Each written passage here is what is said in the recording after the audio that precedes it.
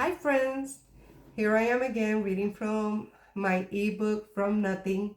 We're on day 14th and I hope you are enjoying these short stories from my life that turned out to be testimonies. I'm going to be reading this next story that's called Dream of What Is to Come. Here we go.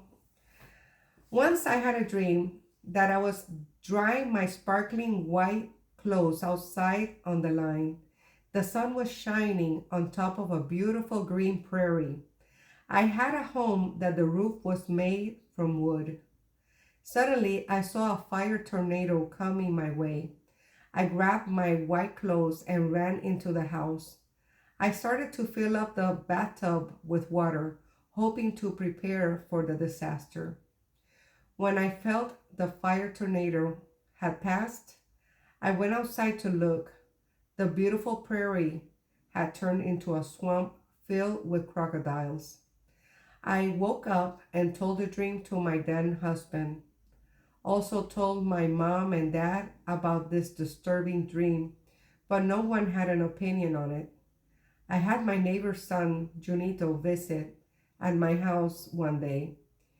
He was a troubled young man who was also gay. Therefore, according to the father of my children, I could have a friendship with him since he wasn't a threat to our marriage.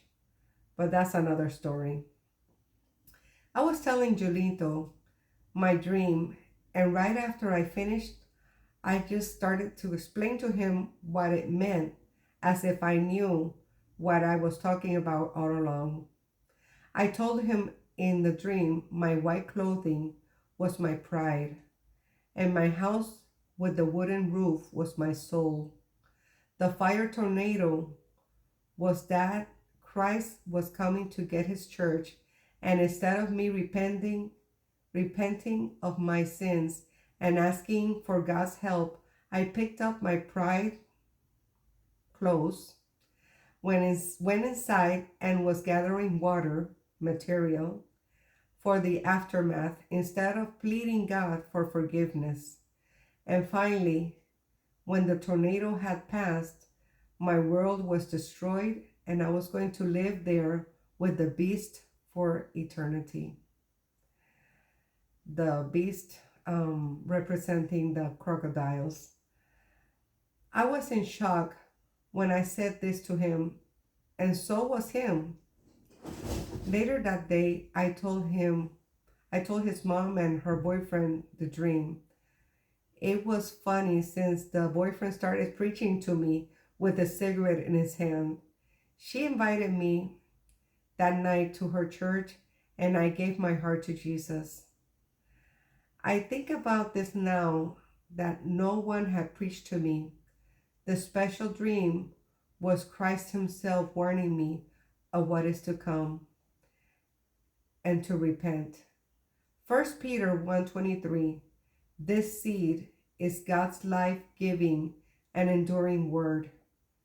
Thus all human life on the earth is like grass, and all human glory is like a flower in the field. The grass dries up and its flower falls off, but the Lord's word endures forever. This is the word that was proclaimed to you as good news. Isn't that wonderful? I'm enjoying so much sharing this book with you guys.